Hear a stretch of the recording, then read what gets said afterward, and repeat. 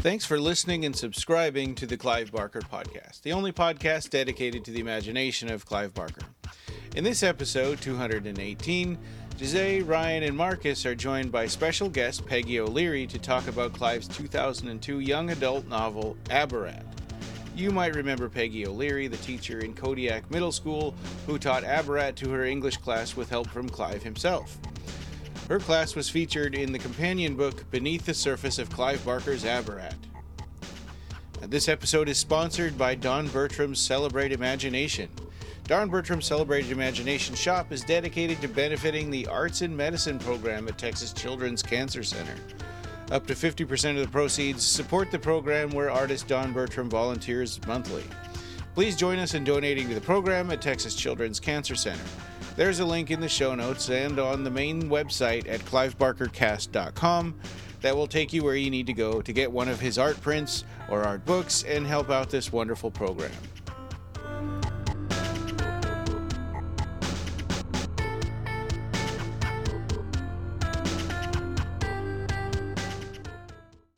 Okay, well, welcome. This is episode 218 of the Clive Barker Podcast.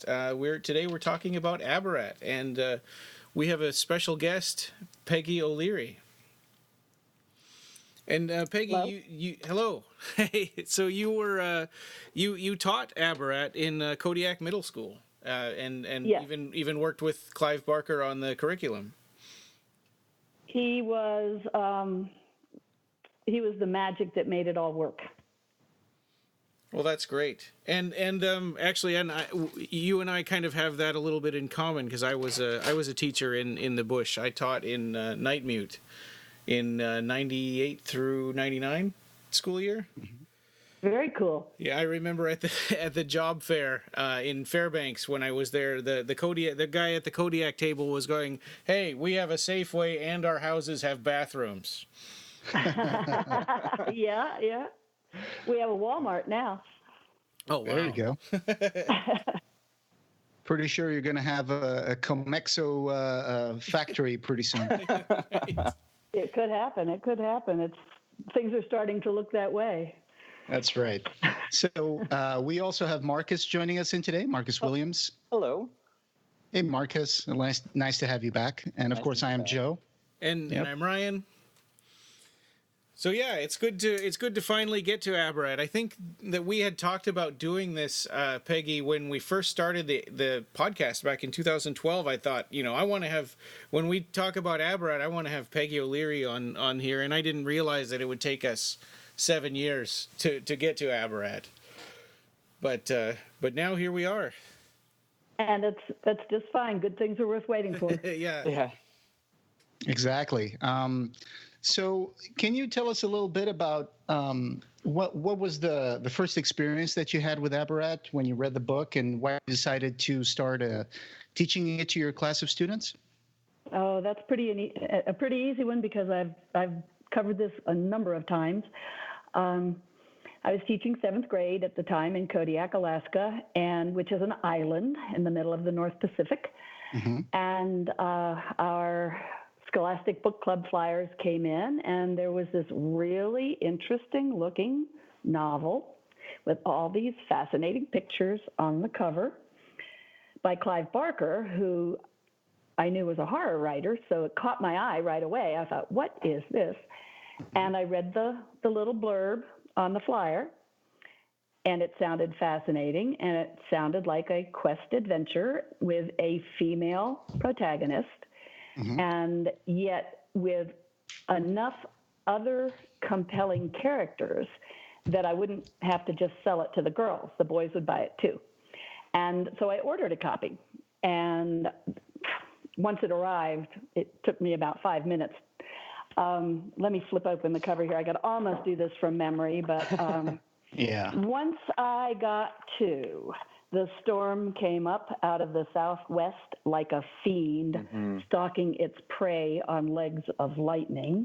Yeah. And he goes on with so many similes and so many metaphors and such incredible imagery. And that's one of the things I'm teaching to 7th graders is the literary techniques and a lot of imagery. And I just read on, and there's a mystery from the get-go. And the more I read, the more I thought, I'm going to use this book. I'm going to use this book. And so I did. That's wonderful. Had you ever read anything by Clive Barker before that? I want to think. Let me see. I had read some short stories, but I wasn't all that familiar. I had, of course, as everyone else, I'd heard of Hellraiser, Right. and I had read some of the stories from the Books of Blood, but no, I wasn't real familiar. Yeah. So this was quite the introduction to Clive's works of art and literature. And Ryan, you probably got a chance to read this book. You were already a Clive Barker fan at the time, of course, and like I was. And you read this back in 2002 as soon as it came out, right? Oh yeah, definitely. And it was really nice, I think, to come back to his children's fiction after The Thief of Always.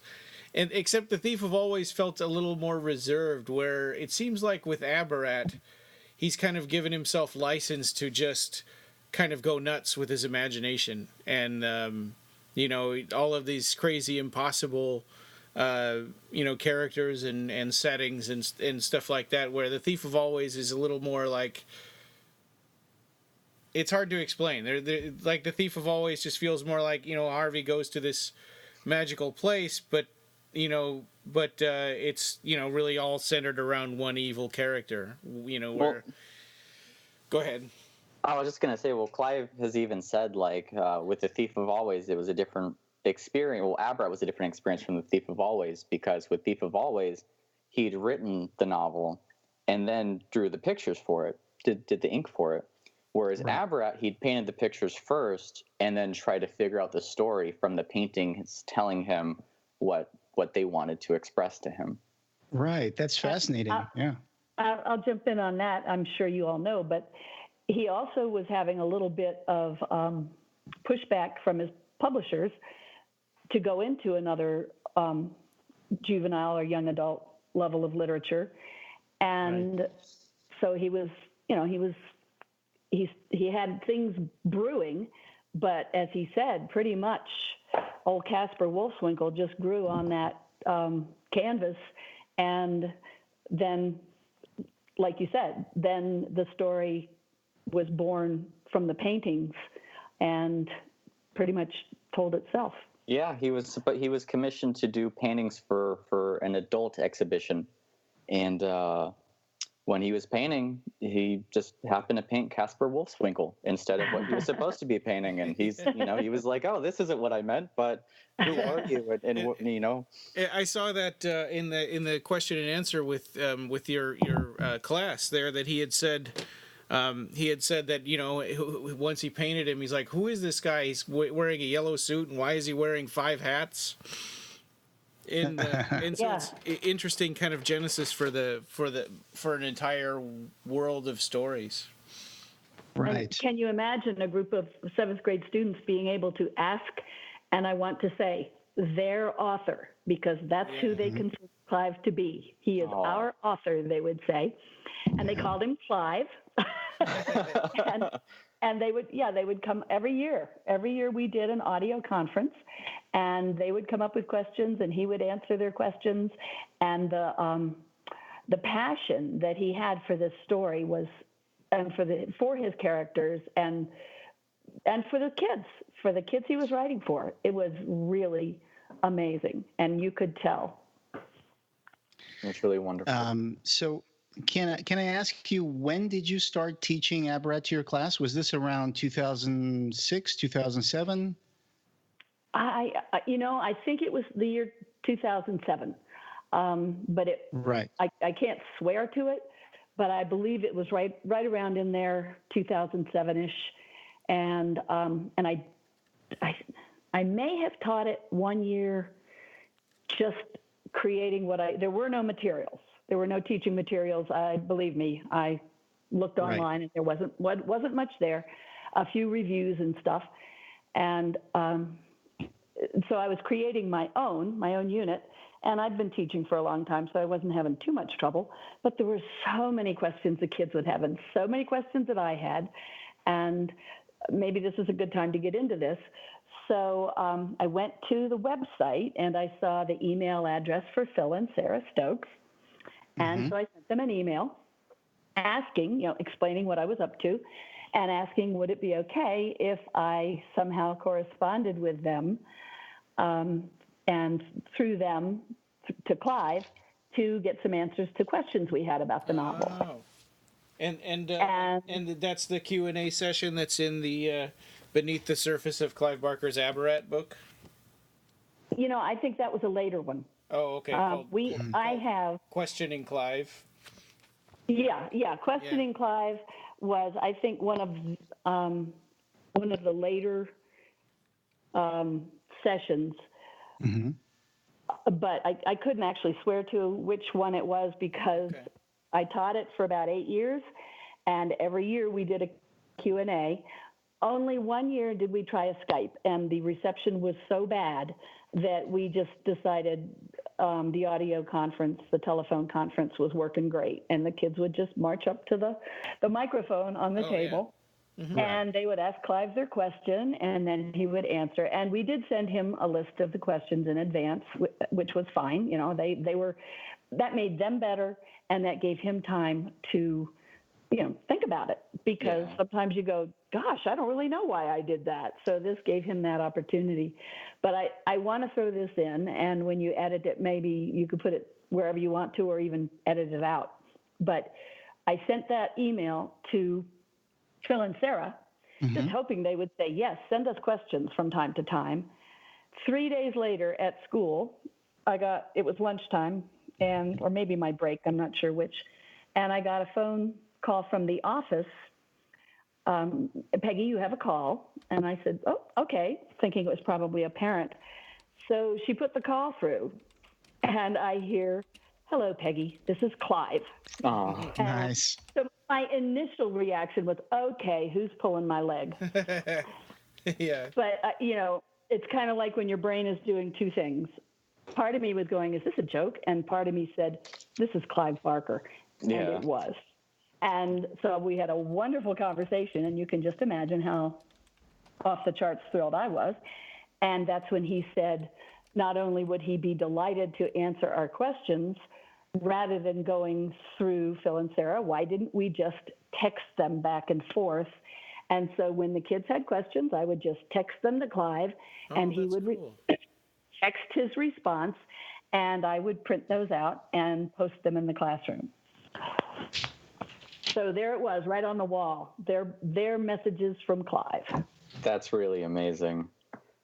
Well, that, and then on top of every year having an annual conference, conference with their author, they fell in love with it. I want to comment somewhere in here that absences plummeted. Nobody wanted to be absent while we were doing Abarat. That is fantastic. And so the first book came out around 2002, and then the second book came out in 2004, and then we had the third book come out in 2011. So there was a bit of a hiatus there. Yeah. And when you think about middle schoolers, it's from 2002 to now, they probably already have kids of their own, right? Some of them do, and they still are interested. I still get, mostly on Facebook anymore, but I'm still emailing with a few of them, and they're still waiting, and they're still patient because they know when it comes out, book 4 is going to be amazing. Yeah. And you actually, from what I understand, you actually were able to see an advanced copy of the third volume, correct? Yes, and shared some of those with the kids, and Clive even actually encouraged us to, if we saw any typos or anything, let him know about those, like that. So it was, what a thrill that was. I mean, how many of those kids would ever even have known there was such a thing as an advanced copy? Yeah. Right. And another thing that he allowed us to do was he sent to us some of his first draft materials from Abarat, which I was able to use in a great big huge bulletin board out in the hallway opposite my classroom. And so we showed the development from his first rough draft, and then second rough draft, and we didn't have all the drafts because I'm sure his drafts were multiple. But then I made copies and put up the final draft so the kids could see the writing process and the work that goes into it. Oh, And wow. again, it was like they were there. Oh, Yeah. I know what this author does. Yeah. Except they have the option of typing if they want to. Yes. Yeah. Yes. Oh, they were amazed that he worked in longhand. Yeah. They thought yeah. that was phenomenal. They loved it. So, Marcus, you were telling me just before we started the call that you had a chance to read Abarat when you were actually going into college, correct? Yes, what I would have done to have Peggy as a teacher, I didn't have the pleasure of being able to read it in class, even though I did read it in class, just not when I was supposed to be. I discovered Abarat later in life. I had read Clive's adult novels first, and I had put Abarat on the back burner just because, it was a young adult novel, and I didn't think too much of it. And so I didn't actually read Abarat till around 2008, 2009. And this was back before the internet was a really big thing, and there was Amazon and all that. I would walk to my local Barnes & Noble and have them order and ship books to the store for pickup. And so I finally ordered Abarat and Abarat 2. And it was my first semester at City College. And as I was reading through Abarat, we were also in class, my English class, discussing and reading William Blake and Plato. Mm-hmm. And just that trinity of figures of discovering this world that Clive had created, discovering William Blake, discovering Plato, just blew my mind open. And I'll never forget that the first day I held Abarat in my hand, and Abarat 2, it was like 8 p.m. outside the Barnes & Noble, just got us flipping through the pages. And like I said, I didn't really have access to the internet back then. And so I knew that Clive painted, but I didn't know what kind of paintings. I didn't see images. Right. And so holding that book for the first time was just like opening a door to a whole new world. And so in my comments later on, I'll be tying it in a lot to William Blake and to Plato and things like that, just because the three of them are so entwined in my mind that they're pretty inseparable. Well, and Clive himself, of course, was strongly influenced by Blake, so that's a pretty good connection which I knew, which is why in English class I made sure to pay attention to Blake and Plato, because I knew that Clive held them in high esteem. Mm-hmm. So, but. Of course, and Clive was no stranger to fantasy. When he was growing up, he was influenced a lot by books like E.R. Edison's *The Worm Ouroboros*, and he also read Tolkien, of course. And you can see in like Clive's first works that were published more recently, the stories that he wrote when he was a kid, that like *The Wood on the Hill* and *The Candle in the Cloud*. Yeah. So there were some influences there that you can see are, epic in structure, fantasy, like protagonist leaves his normal, banal, suburban world, and all of a sudden they take a wrong turn here and they're in a completely new fantasy world, right? And to some extent, I think that's also kind of what happens with Imagica that came out in 92, right? So it starts with like this camp in the middle of nowhere, and someone tries to hire an assassin to murder his, a lover who scorned him, and then all of a sudden, people cross paths, and the next thing you know, we're inside this gigantic new universe of the Imagica, and people make that transition almost seamlessly from London or wherever they are, Minnesota, Chicken Town, USA, and all of a sudden they take a wrong turn, and it's like Alice going through the looking glass, right? Well, I think Clive he's a mythopoeist, right? He's like Tolkien in that regard, where he's taking older mythologies and rearranging them and restructuring them and making them his own, while also having these allusions to older things that resonate within us. And that's what great fantasy does, and I feel like that's what he's doing, especially with Abarat. It's very shamanistic in that regard. But right. And like you said, he kind of let the story grow organically from visions that would come to him, characters that he would just start painting the canvas. And it's funny because Clive has this thing he said once. He says that a canvas has all the drafts in it. You just can't see them. And he started painting these creatures that everybody who's familiar with Clive's art is aware that he does a lot of different characters in his paintings.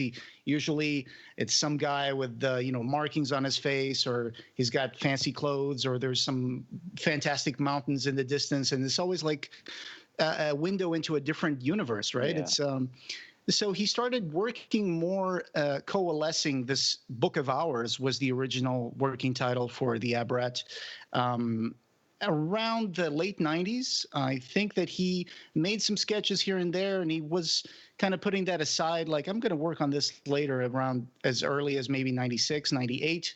And then after his father, Len Barker, passed away, I believe in 1999, he was kind of consumed with grief, and he came back to his home in Beverly Hills.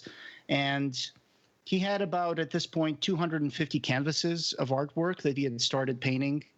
And this was the Book of Hours. And that's when he threw himself at it, and he would work on those for the next 3-4 years until Abarat came out.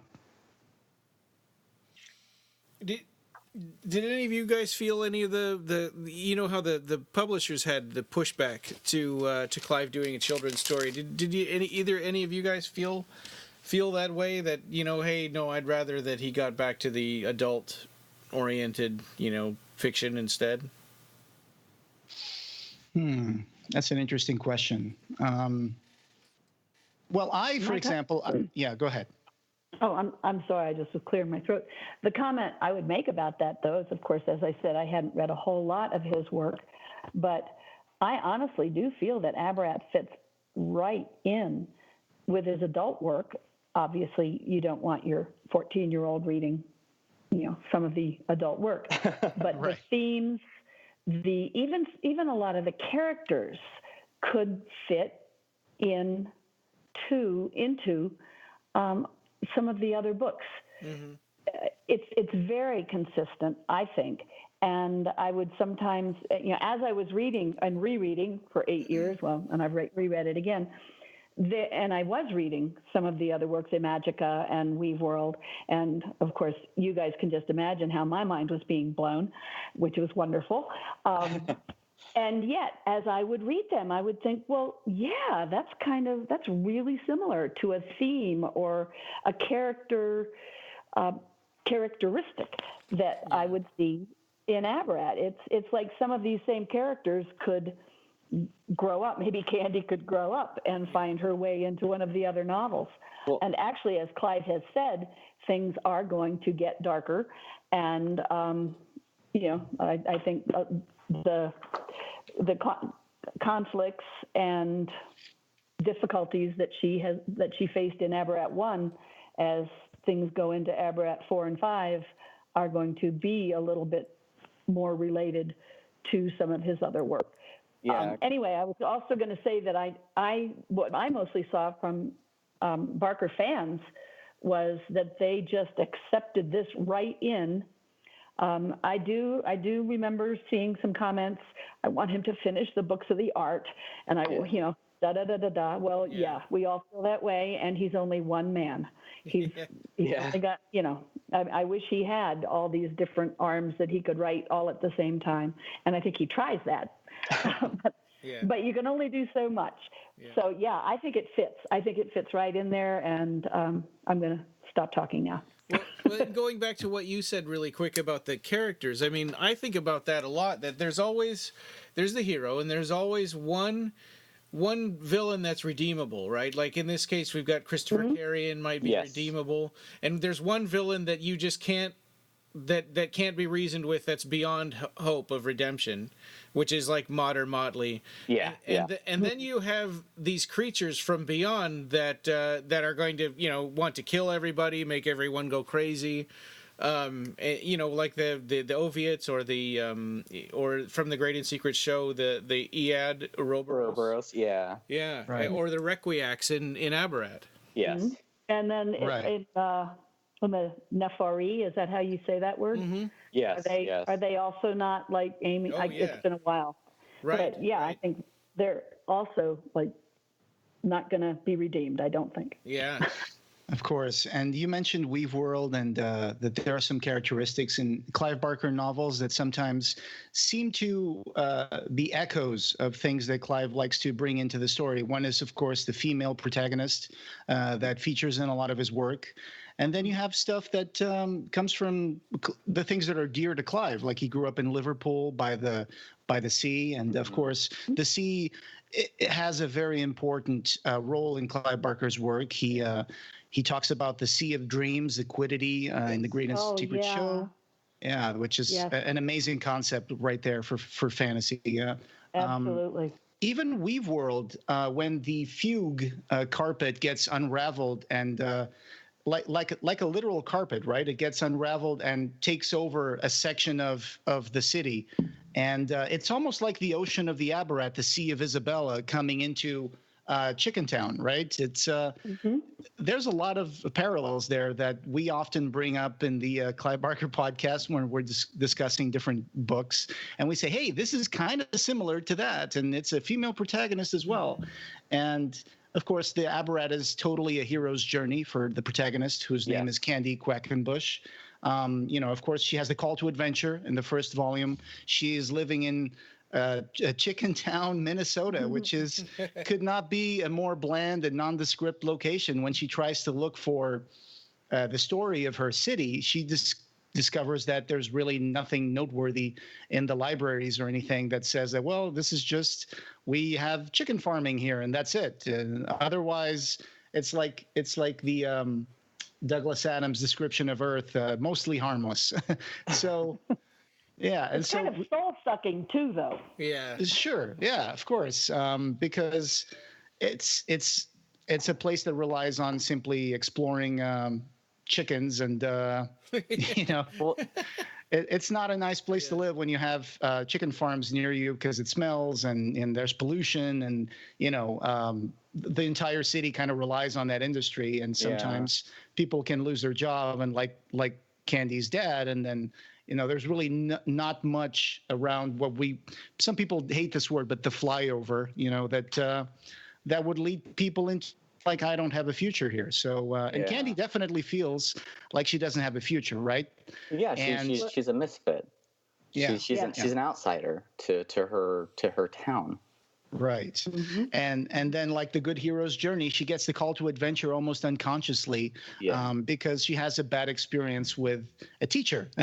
And now we have a teacher here, and I know this is unfair to say, but I think Candy has a teacher called Miss Schwartz, and she's a really terrible teacher. She's like, she could not be a worse teacher.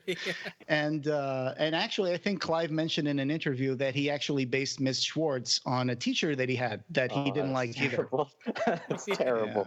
Yeah. Well, and that is one of the reasons I chose the book, was because everybody's had an experience with a bad teacher. They're not all Miss Schwartz, but of course, kids are going. Think of being a seventh grader who is in class allowed to read a book about a terrible teacher, and a kid standing up to the bully. Yeah. I mean, it's just priceless.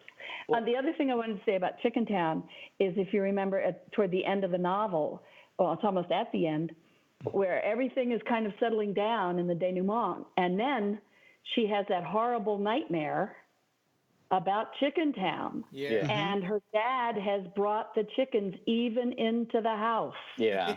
And her mom is weeping at the sink, and the chicken feathers are streaking her face, leaving streaks of blood. Yeah. Hey, it's not a good city. Well, not a good town.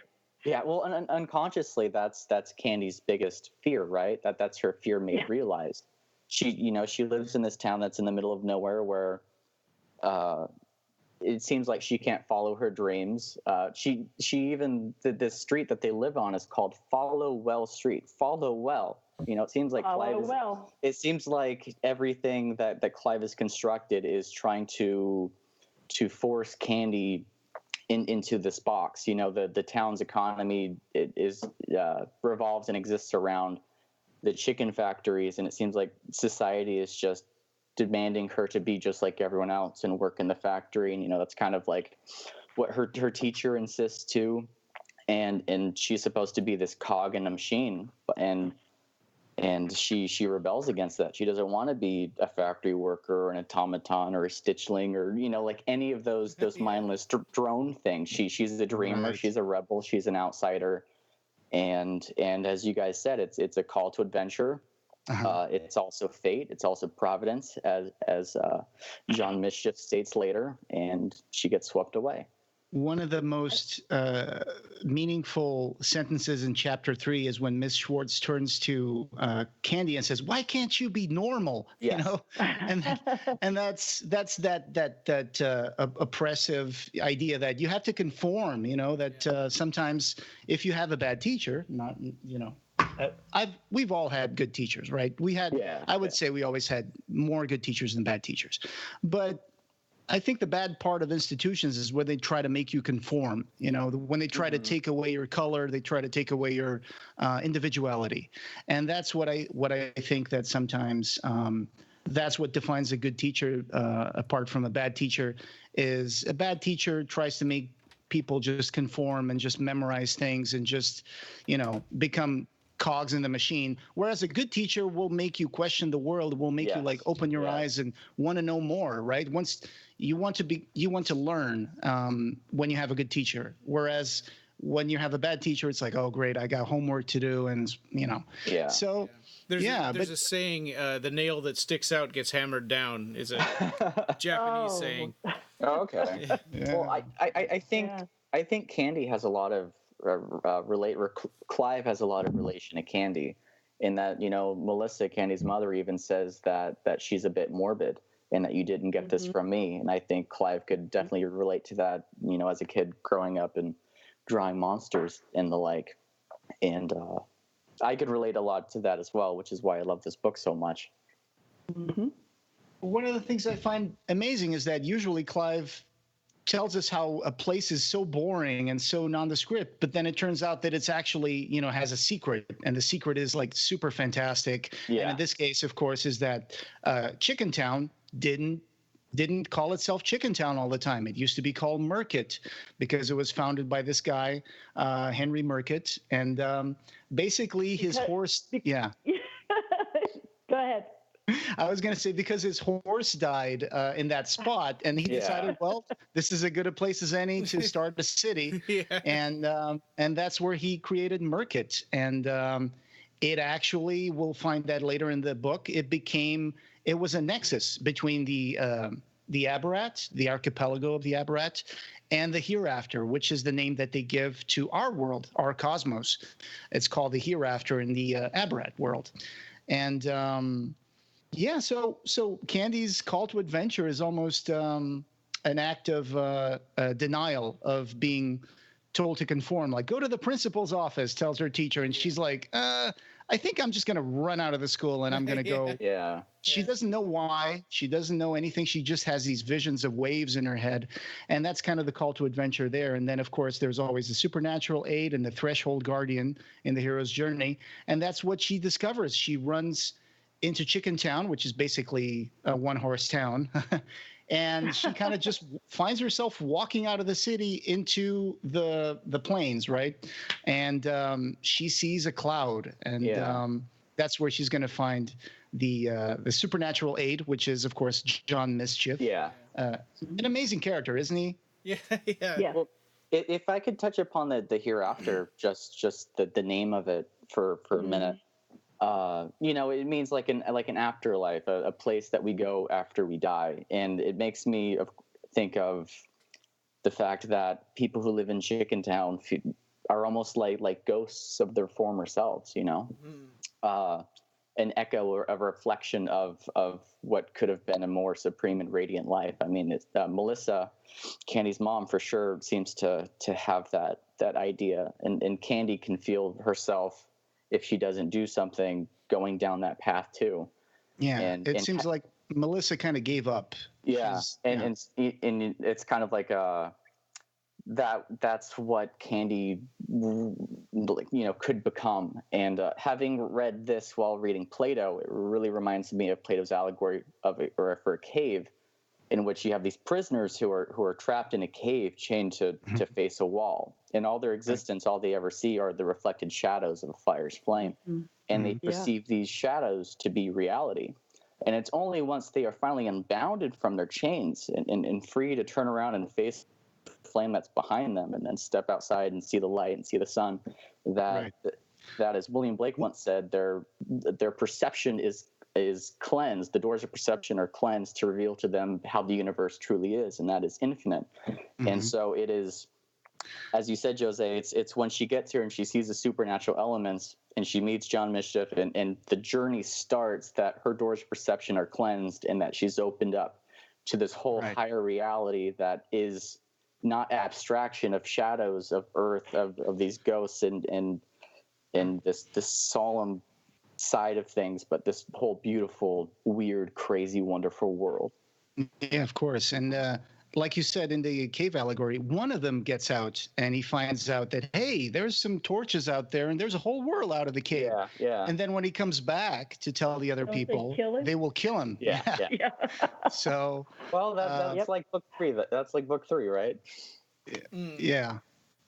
Or book 2, when the actual Abarat invades Chicken Town, and then people just get angry, like, what is this? I don't like this. Her dad becomes.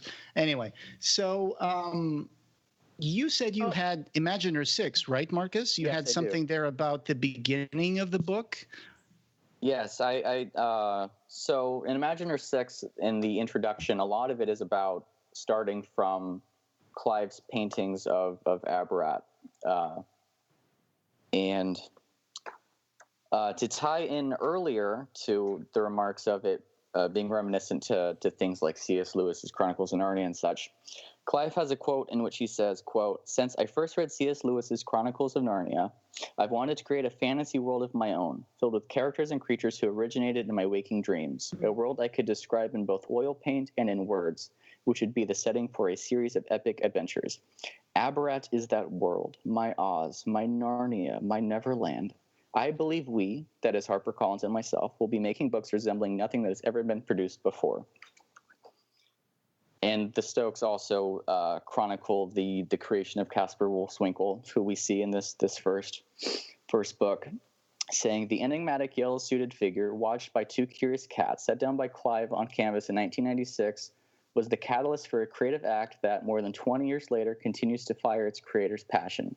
Caspar Wolfswinkel, in his ornate slippers and multiple hats, was so intriguing that exploring his story opened the doors to an entire new act of world creation. Abarat serves as the setting for Caspar's deeds and the journey of young Candy Quackenbush, whilst providing a platform for Clive to explore something far deeper, encompassing the spectrum between dichotomies of light and dark, humanity and inhumanity, commitment and antipathy, and the interplay between the history, the present, and the future. Clive uses Abarat to probe the intricacies of the metaphysics that underpin these themes." So if you guys want to, if any listeners want to learn more about the inception of Abarat and the paintings behind it, I greatly urge to pick up a copy of Imaginer 6. Yeah. I wanted to just jump back real briefly to the comment about our world being the hereafter, which, of course, that jumps out at you. We're the hereafter. And again, I guess this is probably toward the middle of the book, where this poor misbegotten stitchling, Ignacio, is talking to Shape. And you've been to the hereafter. And he kind of says, "What's it like?" And Clive says, the narration says that he's kind of had these hopes, because he's just a bag of mud. He's not even but he's had these hopes that maybe there might be a hereafter in which he will be, to make an illusion, a real boy. Like Pinocchio. Yeah, exactly.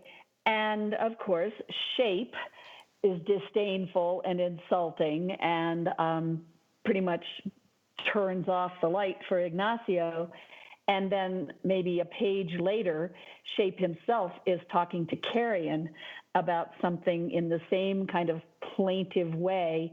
Is there a place for me in your absolute midnight, or in your future anyway? And of course, Carrion treats him exactly the same. I mean, the irony of this desire for there to be a better place at some point for us, and how, a person can dash those hopes and you could be perhaps destroyed. At least your hopes might be destroyed. But yeah, the hereafter really, really struck me as an irony right there, that our world and that Chicken Town of all places would be to the aberration people a hereafter. Well, and I was just going to say one other street name in Chicken Town that just grabbed me and wouldn't let go is Naughton Street. Uh-huh. And not of course nothing. means nothing. Yeah. And the ton is the suffix for town. Oh, yeah, Nothing Town. Of course. Right there we have Nothing Town Street. Yeah. And there's also a Lincoln Street. So maybe the road to freedom. Oh, yeah. Well, and going back to what you said there about the hereafter too, it's interesting because they think, everybody thinks that the hereafter is like this magical place, right? And in the Abarat, they think the hereafter is magical. But when people used to visit the hereafter, when they used to visit Merkit, it was a kind of a corrupting influence on them. They were selling off their precious magical artifacts, and Clive had said in an interview, maybe for cabbage, and and it's like so it's kind of it got so bad that they had to burn Hark Harbor down. Yeah Right. Well, and of course the reality of it was being kept from everybody. It was just the rich people like Rojo Pixler. I don't think he was into it then, but he was very curious about it, because he was gonna remember when he's talking to Candy.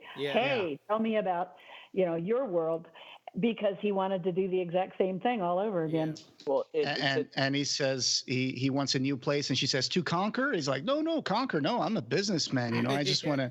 Yeah, but that's really what he wants. To tie back on Peggy's comments in regards to the hereafter and the stitchling and stuff, it's also a really Promethean thing, right? To raise something from mud or clay and vivify it into life, and the comments of the people in the hereafter don't know about the Abarat, and they wonder if there's something better than the hereafter, and then the irony of the people in the Abarat wondering about the hereafter and wondering if it gets better.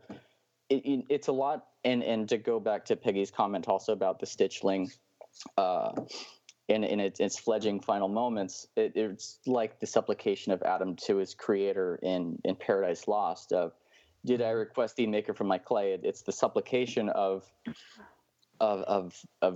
being a created thing.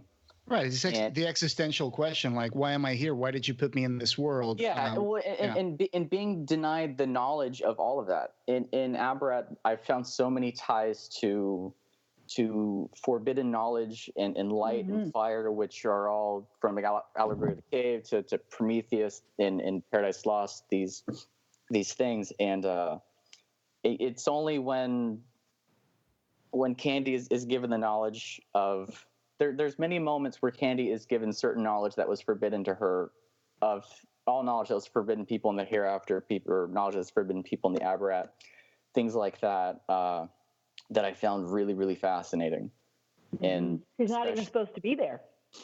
Yeah, exactly. And just from her solving the cup and ball game, and it like illuminates almost like Lemershant's box and Hellraiser, things like that, to her receiving the clue, or not the clue, but the key, which also illuminates and gives her a certain light, which is a certain forbidden knowledge. And or like the art in the art trilogy.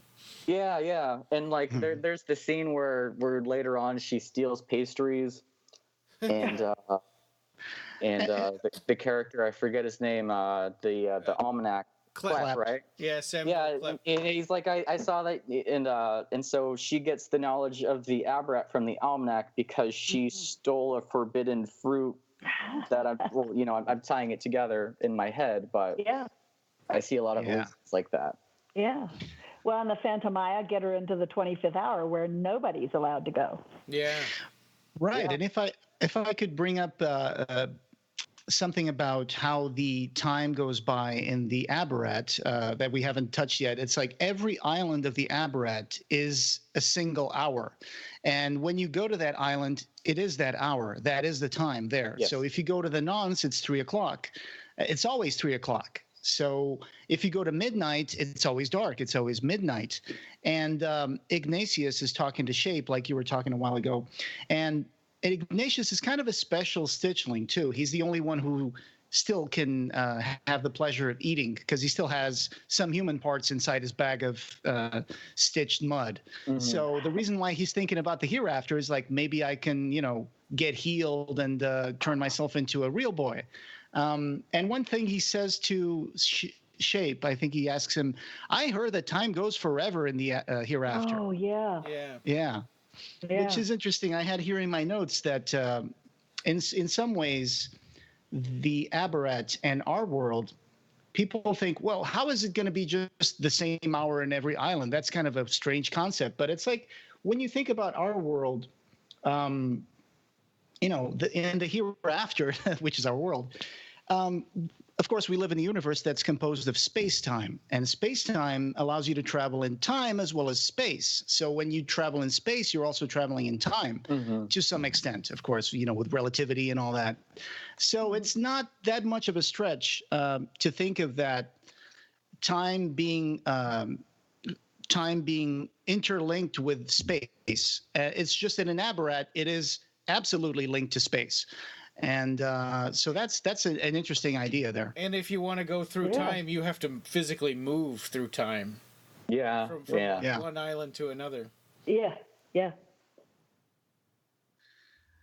So so that's the thing about the Abarat. So when Candy comes in, she goes through the Sea of Isabella after, of course, finding the threshold guardian. In this case, I would call him Shape, and the supernatural aid is going to be John Mischief, and she discovers a lighthouse in the middle of nowhere. Why would there be a lighthouse in Minnesota, right? But when that sea comes, it's so beautiful. Like the idea of she has to summon the sea by lighting up the lighthouse. So that's what's going to cross the threshold. And she goes into the Sea of Isabella, or is taken into the Sea of Isabella, and she finds herself in the Ring of Darkness. So the Abarat is surrounded by a Ring of Darkness, right, where the sea is. And after they cross that, they get helped by a few aquatic creatures. And she finds herself in the island of Yeba Dim Day, which is just a big giant head coming out of the waters, right? And that's where she's going to meet, like you said, Marcus, Klep, who's got the Klep Almanac. Of course, that's the kind of the exposition that she needs to understand this new world. So in a way, he's kind of a mentor to her understanding this world. Yeah. And another way I interpreted it was that to tie it back to my Promethean thing of earlier was that Mischief was Prometheus stealing the knowledge, delivering it to Candy as Prometheus stole the fire from Zeus and delivered it to mankind. Right. And so, because he's known as a master thief later on, and that's why he flees and leaves Candy, and that's when she finds Klep. Right, and then her being washed away in the Sea of the Isabella reminded me of flood myths. And as I said earlier, Clive being the mythopoet that he is, this is his reinterpretation of the flood myth of this, as you said earlier, this dream sea, this quiddity coming and washing Candy away from mundanity to this other magical realm. And and also another tie to the flood myth is that during Candy's when Melissa is going to give birth to Candy, and she's in the back of the Ford, she comments that there was a deluge like none other that she'd ever seen in her life. And so it's kind of this idea that we also learn that Candy's going to be the savior of the Abarat, right? And so she's also going to be the one who's going to banish the evil from the earth and cleanse it of all of this, which is also really similar to what you see in Genesis. Right. And if I can bring in a concept here, it's that the waters usually represent femininity, right? Yeah. That's why, for example, in Imagica, the goddesses bring the waters with them into the world. And in this case, the Sea of Isabella, it's named after a female name. And and the Sea of Isabella is a goddess. Yeah. Right. That comes out in there somewhere. She is sentient and she is a goddess. Yeah. Yeah. Yeah. And like you said, Marcus, when Candy's mother meets, she's pregnant with Candy at this point. We get this vision in a flashback that she has while she's in the 25th hour. Yeah. But she remembers things from the womb while she's in the 25th hour island. And one of the things she remembers is a memory of her mother talking, and she can't see anything because clearly it's a womb memory. But when she meets the Phantomaya, the three women that open the book, the three women that are escaping this island with like a special package, and they go into their little red boat into the waters, and they're protecting something. And then, of course, it jumps into present day where we see Candy. But when her mother met these Phantomaya, these three powerful ladies, she was given something. And then when Candy is born, like you brought this up just before we started recording, Peggy, that she has a heterochromia. She has two eyes of different color, right? Yeah. Which represents this duality that exists inside Candy's soul. Well, she also we always felt. To tie it back to the idea of the hereafter and Earth being like these ghost reflections. Candy, spoilers, she also has a ghost in the machine, literally a ghost in her mortal vessel that she, and so that's she's also the harbinger of the carrier of life and death, because she has this dead woman's soul inside of her body. Right. This dead girl soul, which is Princess Boa. So the tension in the Abarat, the thing that drives the story, is that there used to be a war between day and night, right? The islands of day and the islands of night were in constant warfare. And then they thought at one point that they might get, as usual, a royal wedding would, quiet down the war, bridge the gap. So Christopher Carrion was the Prince of Midnight, and Princess Boa, she was the daughter of was it King Klaus? I forgot. Yeah. Yeah. And the thing is, they don't like each other. So she actually loved another one, Finnegan Hobb. Yeah. Well, Carrion loves her, but she doesn't love him back. Right. So of course there's going to be this spurned love, and like any good spurned lover, Prince Carrion decides, I can't have you, then nobody can. So what happened was the day that Princess Boa was about to marry the one that she loved, Finnegan Hobb, Carrion summoned a dragon to go into the church, and he snatched Princess, and she was murdered on her wedding day. And that's why and of course, this is kind of like we get this idea from the first book on that, of course, then Candy has Princess Boa's soul inside her body, and of course she's going to discover that, and probably, I don't know if Princess Boa is going to get her own physicality back, or if it's just going to become, she's going to come to terms with the fact that she is kind of this prophesized woman that's going to come but anyway, so of course, as soon as Christopher Carrion learns that a girl came into the Abarat from the hereafter, he becomes fascinated by her, and he sees her, he finds a picture of her through artificial means, and he's like, that's interesting, I think I've seen her before. And he becomes kind of infatuated with her, and this infatuation goes on through the first three books.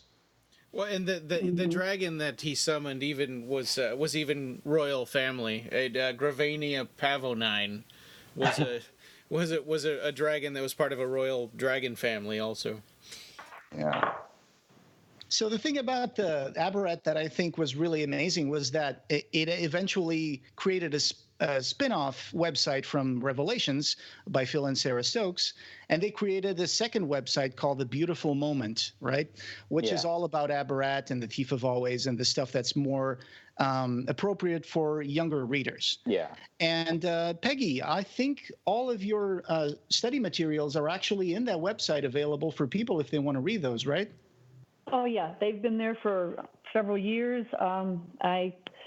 It was funny because when I contacted them and Clive, and I had thought about maybe trying to publish it. And honestly, when you're teaching full time, you don't have time to mess around with anything like that. And I just said, would you guys be interested in these? And they said they were honored to do that. And of course, how honoring is it to have my teaching materials published on Clive Barker's Beautiful Moment website? So everybody was happy. Yeah. And yes, they are there, and they are there for the using. It's a complete unit. It contains pretty much everything a teacher would need to teach the novel, and covers elements of literature, literary devices, all sorts of activities, writing activities, composition writing. So there's a persuasive letter assignment where they select a character from the story and write a persuasive letter either to someone outside of Abarat, like they could write it to themselves, or from themselves to an Abarat character. And one of the really popular ones would be a letter from Carrion to Boa or to Candy, trying to, win their love. And I got some amazing work from the kids on that. So yeah, it's there, and anybody who wants to use it has my blessing, and it's my honor. Of course. So I was actually reading the teacher notes where you were saying here that you had a poster of John Mischief on the walls of your room while you were working on the whole materials for this. Yeah. I don't know if it's still available. I haven't looked for a while, but that one was actually a poster. So the cost of it was, I think it was maybe $35 or something, which, was more affordable than some of the giclées. And so I ordered that right off the get-go, and I had it framed so that it wouldn't deteriorate. And that was on the wall forever. And and I just have to throw this in there because it's on my wall now, because when I left, they had changed the curriculum requirements, and nobody was going to be able to teach Abarat. So I brought this with me. It is a giclée of Carrion, which I'm sure everyone has seen. Yeah. And in the margins of it, Clive drew all these original pen and ink images. And then at the bottom, he wrote, "For the kids of KMS." Oh, that's so cool. That's awesome. That's great. I'm not done. With my love and thanks for your enthusiasm. It's so much fun having all of you looking into my little world with me, Clive. So if you can imagine, again, he's their author. Yeah, of course. And so when I retired and nobody else could teach it, I said, okay, I'm taking it with me. And so it's now honoring my wall. That's awesome. If I could bring one question that one of your students asked Clive during one of those conversations with him. I love this question. It's a really, really lovely question. It said, "How old is Abarat, and how was it created besides you?" And he says, "Besides me?" I like that. I like that very much. Thank you. It's like I get to be God for a while. It is much, much older than we are as a species. Much, much older than human beings are. When human beings were still running around throwing stones at one another and picking their bottoms, we were basically little more than monkeys. And then he goes to say, I shouldn't say little more than monkeys. I love monkeys. But we were still on our way to becoming human beings. Abarathians were already sophisticated and had a civilization and had a language. The first real civilization, well, there are arguments about which was the first real civilization. The Egyptians held on for 2,000 years, which is a hugely long time, but certainly Abarat predates the Egyptian civilization, the Assyro-Babylonian civilization by many tens of thousands of years. It's a very, very old world. So it's such a treat to read this, and I do recommend if people can find a copy of this companion book to Abarat. I believe there might have been about 100 physical copies made of the book. I'm not sure. I have one. I know, Ryan, you have one too. Yeah. Yeah, but it's such a lovely copy, and I have number 35. oh, there you go. And there used to be a digital copy too available, but unfortunately, I found that out the hard way last night. I was trying to open my digital copy that I bought on this platform called Udo, but I don't think it works anymore. I think that platform has become obsolete. So I do recommend people, if you bought just the digital version, go check it out because it might not be working anymore. You might have to try to find a physical copy of it if you can. Yeah. But yeah. I opened my I have an ebook of it. Mine still works, but Oh, that's wonderful, man. I'm sorry to hear that yours stopped. That sucks. Yeah, mine doesn't work. I even downloaded it when I bought it for offline reading, but it keeps just telling me to log in and to read the rest of the book. And when I try to log in, it just says I couldn't contact the server to authenticate. And it's just, that's the problem with ebooks, right? I mean, ebooks need servers, they need batteries, they need to have an electronic device. Whereas, just a paper book, you just pick it up and you can read it anywhere. So, that's the thing. I wonder if Phil and Sarah could be prevailed upon to reprint it? Reprint it as part of great. I don't part of the Beautiful copy. Moment website, or maybe even offer it again because. Especially, for example, one of the things I've been waiting for is for when book 4 comes out, I'm hoping they will reissue these incredible paperback, but they're kind of a thick paper cover, and they have all the illustrations. Those are the ones I ordered for my classroom. And then as time went by and those kind of got used up, I was able to go on to Amazon and, through used bookstores and stuff, I was able to get other copies as well. But you can't get the Abarat one with the pictures anymore. So I'm hoping that'll be reissued, and perhaps they could reissue the Underneath the Surface or Beneath the Surface of Clive Barker's Abarat again, and maybe even do another one that updates with the new volumes. 4. That's a real shame, and you have to be really careful. Even when you're looking at a physical copy in a bookstore, you have to be really careful that the trade paperback that you're looking at actually has the paintings in it. Yeah, I'll never forget. The first time I met Clive was at an Abarat 3 signing, and I had ordered Abarat 3 through Dark Delicacies, and I also ordered on the website Volume 1 for my girlfriend at the time, so she could go with me to the signing. And, when you get to those signings, they give you the books right before the authors sign them. And so they handed Clive the book for him to sign of the first version of Abarat. It was the first time he'd ever seen the paperback version without his paintings. And he turned to Dell, and he's just started saying, Harper pretty much did him wrong. And I completely agree. There's so many people that I talked to who haven't read Abarat 3 because the hardcovers are out of print and there's no paintings, and reading the Abarat books without the paintings is like eating a cake without icing. Like it's still good, but it's not the same. That's funny because I was talking yesterday on our group chat while we were planning the episode, and I said something like, so my books are not with me right now. They're in a different country because I'm from Portugal and I moved to the United States, and I still have a big part of my collection is still back in Portugal. Yeah. And so what I did to read the book was I bought an ebook copy on, Kindle or something. And I was reading it and I was like, it really is sad that none of these ebooks have any images, and I think there is. Those don't have images either? Yeah. No, they don't. That makes no sense. Why couldn't they do that? Yeah, and I think that none of the paperback editions has paintings. The only one that has paintings, I think, is the hardcover. Yeah. Well, and the trade, there's a trade paperback that Peggy was talking about. Yeah. I see. Of the first 2 books, they still have the same exact pages as the hardcover, but it's just a soft cover. It's a soft cover. Yeah. It's a bigger. It's bigger. It's a bigger book. Not like the little paperbacks. Yeah.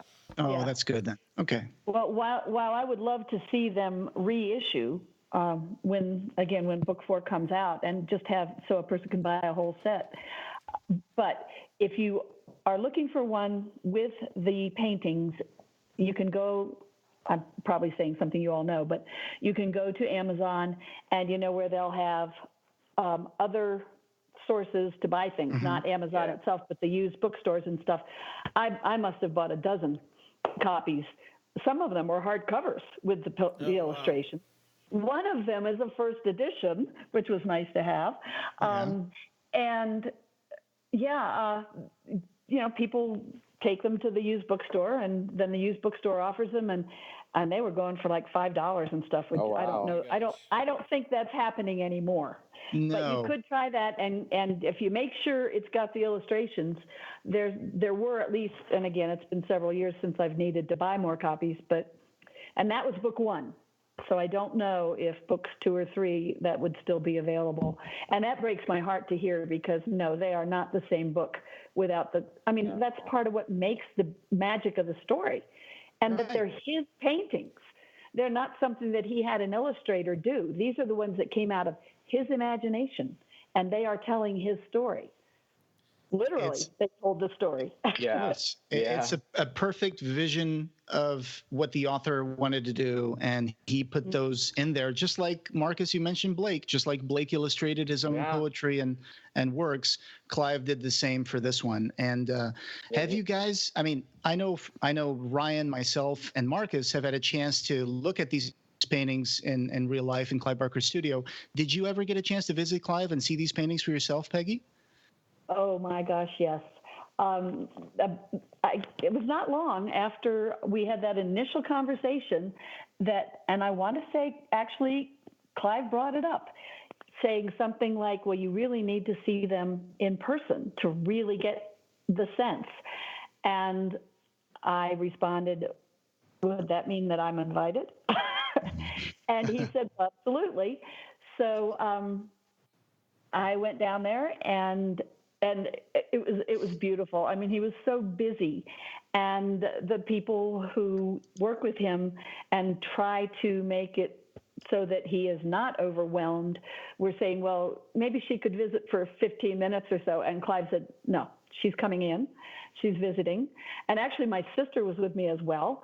And the two of us were invited in, and we visited either 2 or 3 separate times. We were there for a couple of days just enjoying California, because, again, I lived on an island in the North Pacific. And so we were enjoying California, and we were also visiting with Clive. And at one point in time, my sister Kathy and I he almost insisted that we paint with him.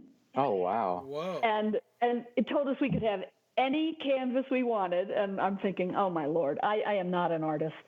And so I took the tiniest canvas. It's about the size of the screen of my MacBook Air. And my husband's a fisherman. And so I painted a little picture of my husband in the boat fishing, but in the water underneath, I painted monsters. So that's cool. And Clive, at the same time, he was painting, and he did a little creature that I forget what he called it, but he had a little name for it. Just a single little creature, but just to have been there painting alongside Clive Barker, again, the experience of a lifetime. And there was also another canvas, and as a matter of fact, you were mentioning book 6, a larger canvas that he was painting and finishing up, and then he took a break, and he sat in front of that canvas. It's a remarkable canvas, and was talking to my sister and myself, and I took a picture, and that picture is the author picture in book 6 of Imaginer. Oh, so yeah, I did get to go and to see those Abarat paintings in person, and to see, is it impasto? Is that what he calls the heavy application of the paint? He goes over it with a knife, and it's remarkable. They're not flat. No, they have their own topography. Yeah. Yes, they do. So, yeah, so I'm glad that all of us have had that opportunity. I think anybody that's had that opportunity has had a treat of a lifetime. Yeah. Yeah. So one of the first pictures when we started this podcast back in 2012, I believe, Ryan, when you started the website, the first picture that you put on the blog for the Barker cast was you next to the beautiful moment, right? Yeah.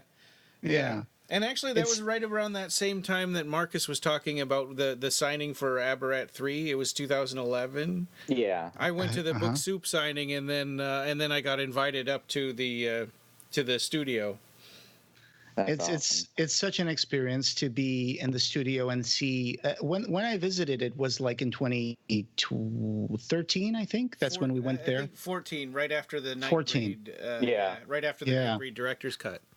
And they were actually leaning against the wall. They were not put together, but you could see one of the canvases in front. And I just, I have a picture of myself next to it. And they're gigantic. They're like 6.5 feet tall, maybe more. Yeah. And is it a triptych? I think it's either 3 or 4. Yeah. Yeah. And one of the things I was reading here just before the episode, I have the Dark Fantastic authorized biography of Clive Barker by Douglas Winter. And in here he talks about when he had the 250 paintings and he was working on the Book of Hours at the time after his dad, Len Barker, passed away. And he has a particular connection. He made a particular connection with Island that represents 5 o'clock. And at the time he was telling Douglas Winter, he was showing him a canvas that represented 5 o'clock. And it says here that, let's see, he had a painting. Soma Plume? He had a canvas with a woman's.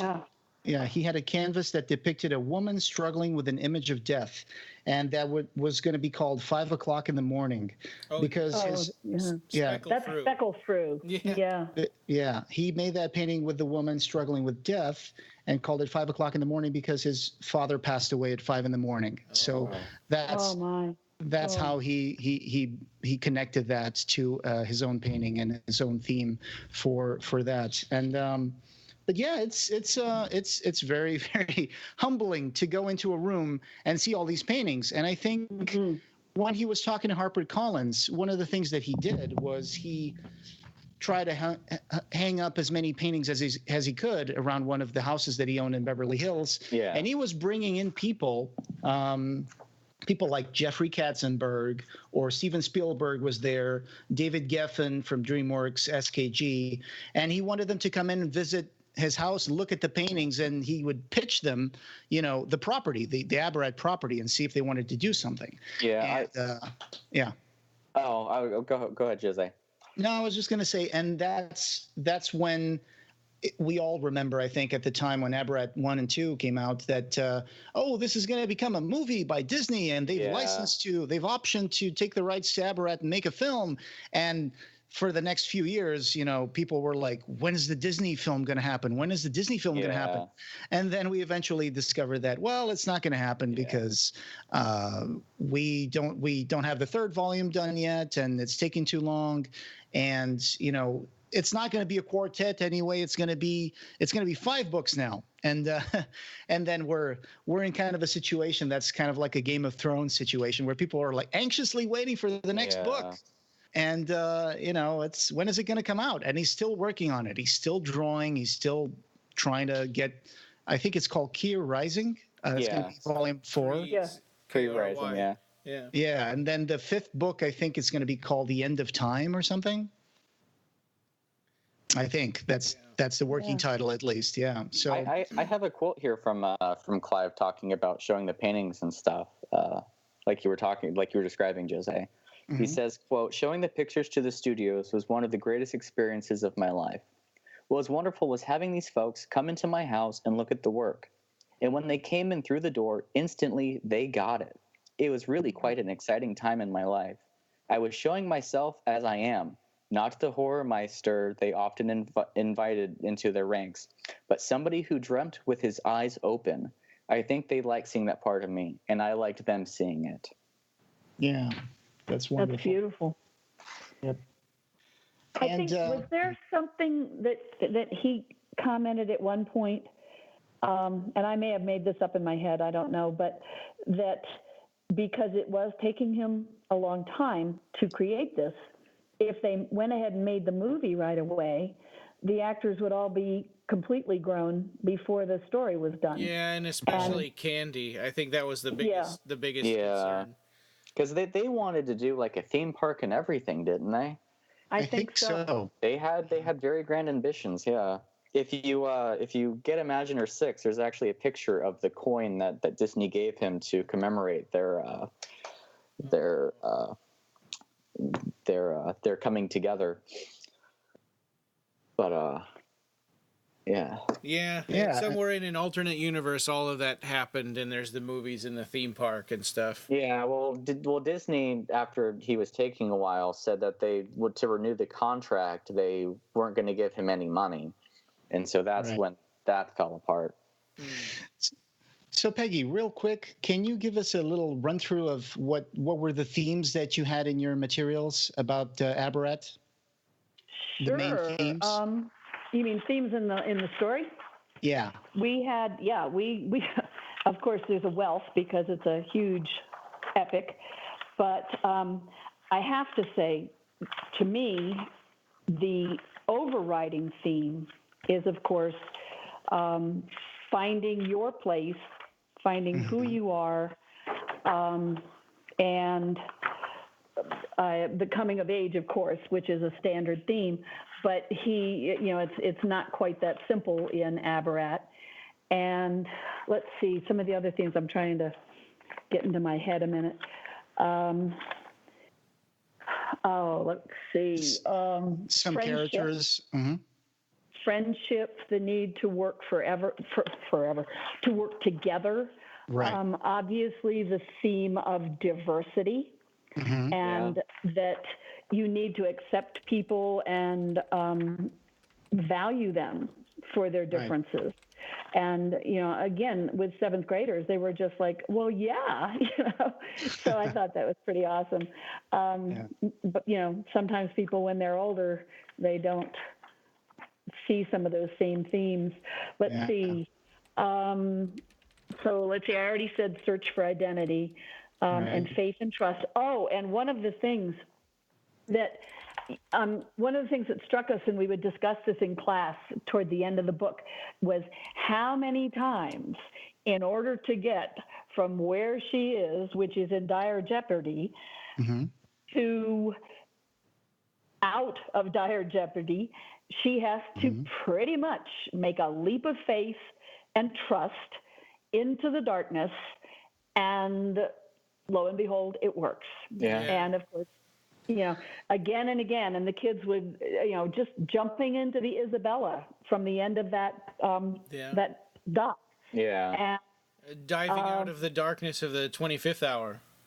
Absolutely. Yeah, because she's got the brothers on her, and they're going to tear her to shreds and make her crazy. Brothers. Yeah. Future brothers. Yeah.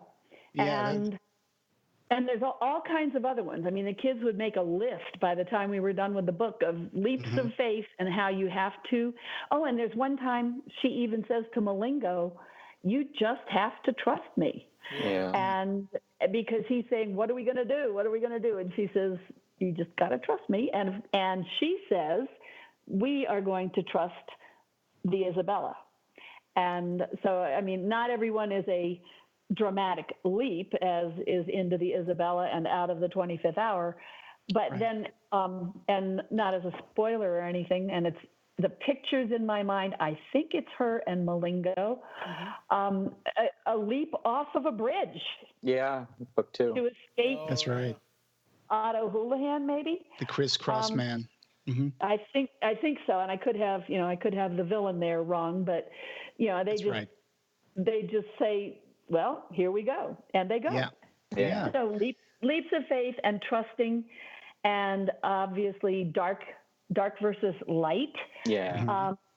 In the sense of the darkness and the unknown that could be perhaps deadly and evil, as opposed to shedding light on things, bringing that light, which the light comes into her life when she plays the game of light. Yeah. And it all goes from there. And and this came out of Clive's mouth. Redemption, second chances. Remember Norma Lipnick right there in chapter whatever it is, when she goes to the High Seas Hotel, which seemingly doesn't fit in Chicken Town, but of course we learn why. Yeah. And Norma says, I think people need to have second chances. And of course, we learn through the course of the story that at least one very, very nasty guy is going to get some chances for redemption. So, oh, yeah. So those are the main ones. Yeah. I particularly think that the coming of age, loss of innocence, and like you said, the search for identity, right? The idea that Candy wants to, I think, more than trying to figure out who she is, she's trying to affirm who she is. She tries to affirm her individuality when she runs out of school because she's like, I don't want to do this anymore. Yeah. I want to go on my own adventure. I want to be my own person. I'm tired of being a passive. Children go from being, kind of being told what to do. When they grow up, they decide what they're going to do. And in this case, I think that the decisions that Candy does throughout the story, are very deliberate. She makes decisions to go here and do this and do that. And of course, she's just affirming her individuality all through the story. When she's told by Caspar Wolfswinkel, the wizard that lives in an island full of tarry cats, she puts her trust in him, but then she discovers he's not a nice person. And he kind of blocks her way out of the room and says, no, you're going to be my hostage now. And he kind of pushes her. She pushes back. She eventually says, we got to get out of here. I'm going to fight with this guy. I'm going to take away his power. I'm going to take away his hat so I can escape. And then she grabs Malingo and says, come with me. And she takes him away into her adventure. So she is affirming herself every step of the way. And I think that's what marks her becoming an adult throughout the story. Mm-hmm. Yeah. Yeah, and becoming more heroic, of course, refusing to leave Malingo behind. Yeah. And one of the things, it seems so tiny, but it's so profound as part of her loss of innocence. Of course, it seems like every step she takes is part of a loss of innocence, just the life that she lives in Chicken Town. But then when she is kidnapped off of the Yebadim Day, the head, and she has poor little Squiller, the squid, who is basically the binoculars on her forehead or on her face, and he dies. And that strikes her as such an incredible loss because here's a complete innocent. All he was doing was helping. And of course, there are many innocents also in the story who are in danger of death or other bad things happening to them. And she comforts Squiller, even as she's being abducted and terrified. She still touches him a couple of times and says, "It's okay. I'll keep you safe." Even though she's terrified herself, and she's completely, her agency has been taken from her because she's being kidnapped by a gigantic moth, and she still manages to comfort Squiller and say, "I'm taking responsibility for you. I'm going to protect you." Yeah, and actually, I think another theme in there, now that you mention that, is promises, the need to have them mean something, the need to keep them if you can, and then the terrible reality that you can't always keep a promise. Because I'm pretty sure she says, "I'll keep you safe, I promise." Right. And many, many times during the course of the novel, and of course, her father's always telling her and her mother that he won't hit them again or whatever. And those promises are totally meaningless. And I think she even articulates that at some point that, you can't trust promises. Right. And yet she finally, and of course, this is part of her character development, where she learns for herself and she learns from others that, well, sometimes you can. Sometimes promises are meaningful. Right. So her character development is really profound. I just love the way she develops during the course of the novel. Yeah. In the conflict that's present in Abarat, I just want to bring up also that apart from the conflict between day and night, there is a third faction that was created by a man called Rojo Pixler, who's the guy who creates Comexo City. And he puts this in an island in the middle of the night archipelago. Yeah, 3 so it o'clock used in to the be morning. Yeah. yeah, Beyond. 3 o'clock. Uh-huh. And the thing is, it's kind of a provocation to the forces of night, because when he buys some plots of land, and before he became like the big corporate, I can use that word because Comexo is a corporation. He represents kind of like this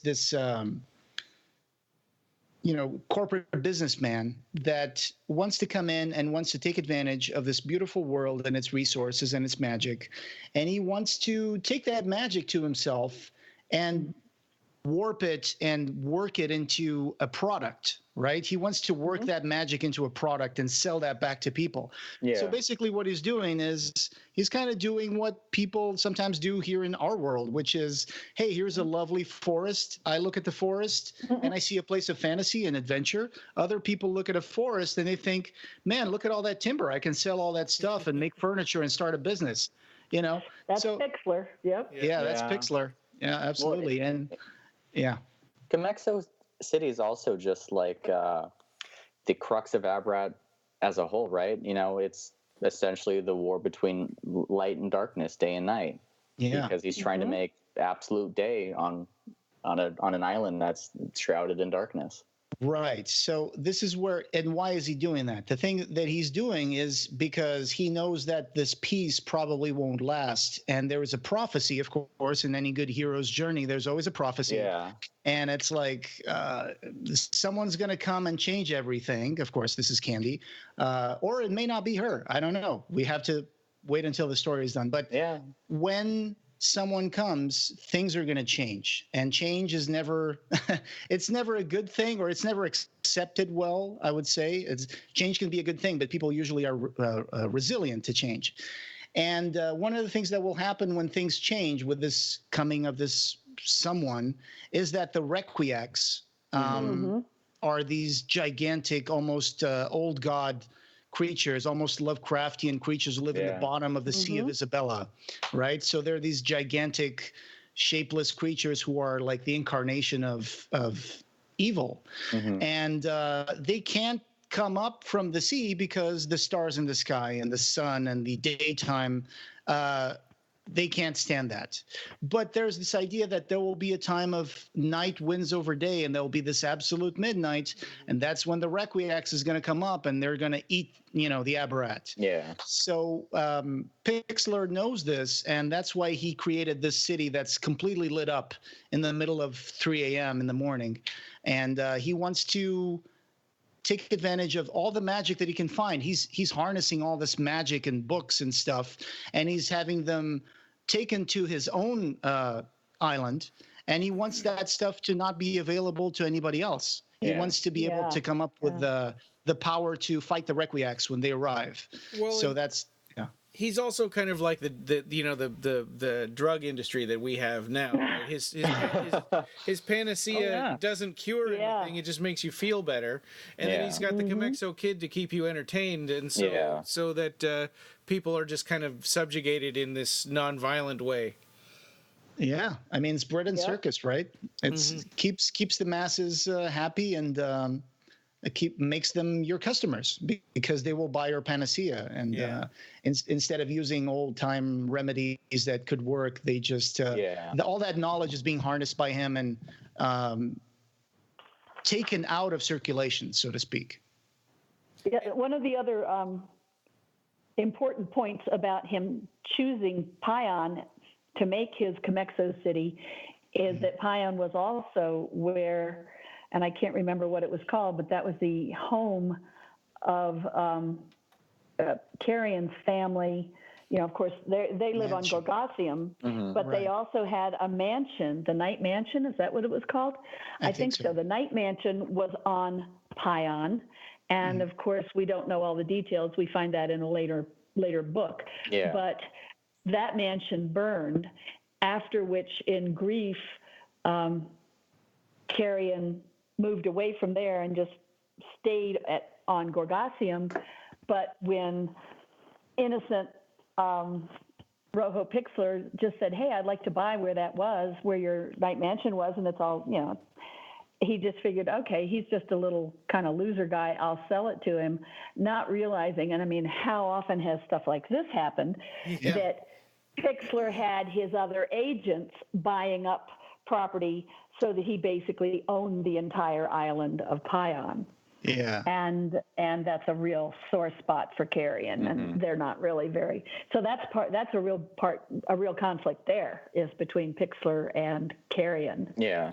It's only hinted at in this book, and there's some really big underpinnings of resentment, but that'll come out later. Yeah. That's. No, you're right. That's a conflict that's got much more growing to do. Yeah. As for the theme of redemption, I just have a couple of problems with Christopher Carrion ever being able to achieve redemption. I mean, I'm sure if anyone can make us feel sorry for Carrion, it's going to be Clive. But as far as I'm concerned, Carrion is such an evil-natured, just mean character. I honestly can't feel any hope of redemption for him. He's kind of like this. You'll have to break down and read book 3. Oh, okay. Yeah. I was going to say, I completely disagree. I have sympathy for the devil, I guess you would say, as John Milton does. I think Mater Motley is she's even more evil. It's the nature versus nurture aspect, where she is just evil in nature, whereas I think Carrion was fashioned and Motley was born evil.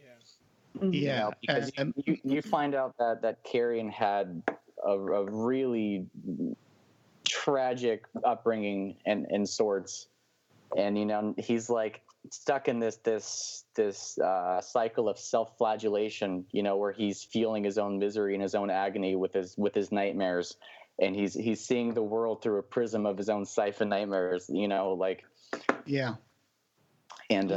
literally sometimes literally, because he has this collar around himself where his nightmares float. I found a quote from Clive. It was one of his Facebook posts in March of 2013. And I'd like to share that if that's okay. Yeah, sure. Clive says, quote, "I have never shared what I'm about to tell you with anyone. It was simply too emotionally raw a subject. But it's impossible to understand Christopher Carrion without knowing the reality in which he is rooted. Many years ago at a dinner party in London, I listened, appalled, to a conversation between two doctors. Somehow the exchange had come to rest on the subject of those experiences which had driven from them all trust in a merciful God. One of the men, his manner very matter of fact, related his failure to save the life of an infant less than 2 weeks old, who'd been all but consumed by a domestic fire. The baby, beyond all hope of being healed, could not even cry. It had inhaled too much heat. I had nothing to contribute to this, of course, except to find a place to file the sadness.